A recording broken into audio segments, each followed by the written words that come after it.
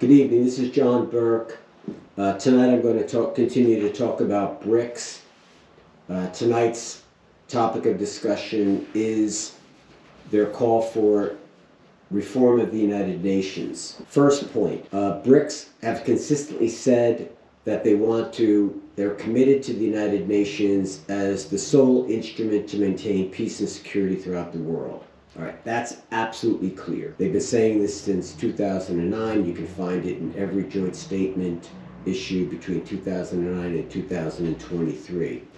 However, every time they say this, they say it's subject to UN reform. Well, what do they mean by this UN reform? They use general language. They say it should be more inclusive. The Security Council has to be reformed. It should be more democratic. It should be more effective. And the third point that they recently began to make is that a member state should not be able to impose unilateral coercive measures. What's been the result of these calls for reform? Nothing. Nothing has changed. In addition, the BRICS have failed to develop a roadmap telling us, well, what changes specifically should be made. But we can speculate as to what this general language means. So let's take the first one, inclusiveness. Well, it can only refer, in my opinion, to the Security Council. So there are 15 members on the Security Council, 5 of which are permanent. Now, if we look at the 10 non-permanent members, they're pretty inclusive. There is a wide range of countries.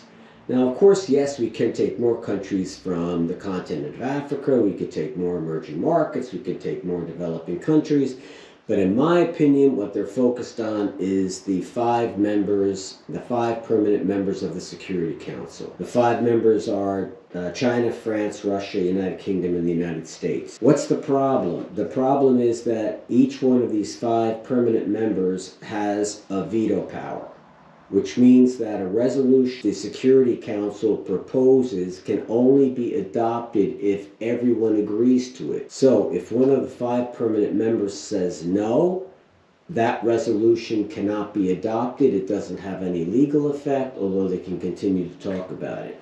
So in my opinion, this is the critical point of reform. It's the permanent members of the Security Council, and they have to come up with a different formula for reaching a consensus, or to reach a point of approving a resolution without requiring complete unanimity. The other point is unilateral imposition of coercive measures. What does this mean? Well, we could look at Article 2.4 of the United Nations, and it says that a state should not impose force against another member state. These issues should go to the United Nations for resolution, and specifically the Security Council. But the Charter does not define the term force. So obviously it means military force, but does it mean economic sanctions? We don't know. It doesn't say in the Charter. Now, there's been a lot of legal research and legal scholarship, and the best interpretation of the United Nations Charter is that the term force is best understood to include economic sanctions, but this is still subject to debate. Next, the other problem is that the United Nations permits the use of self-defense, even though if we read the Article 51, it's limited, but it hasn't been used this way. So this use of self-defense, which is a power that's reserved to member states, has been used to conduct a lot of military conflicts around the world. We can look at the most recent one involving how the rebels in Yemen and their strikes on certain vessels passing through the Red Sea. In response, the United States, the United Kingdom, and maybe a few other countries have begun to strike Yemen with military missiles and other weapons. How do they do this when we have this United Nations Charter that says you should not use force against another member state in the absence of Security Council approval? The answer is states like the United States, the United Kingdom say, well, it threatens our self-defense. It threatens our national security. Or how can these arguments be made? Well, it can be made, it's difficult. Let's face it, the Red Sea is thousands of kilometers away from the United States or the United Kingdom. Conceivably, they could say, well, it has an impact upon our commercial relations or commercial dealings since there are container ships that are passing through this particular waterway. But we'd have to get into like specific detail. Which ships are being attacked? How is it affecting the United States, the United Kingdom? Is it really affecting their national security so as to justify the use of self-defense? These are difficult issues, and this is another problem with the UN Charter instrument.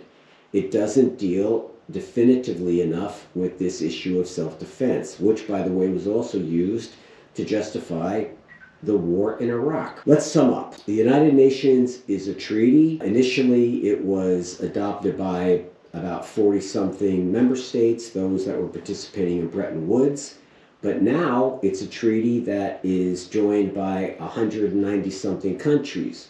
To change a treaty is a massive undertaking. Even if you wanted to amend the treaty, the members would have to agree to all of these changes. This is almost impossible to achieve, especially given all of the different and conflicting interests.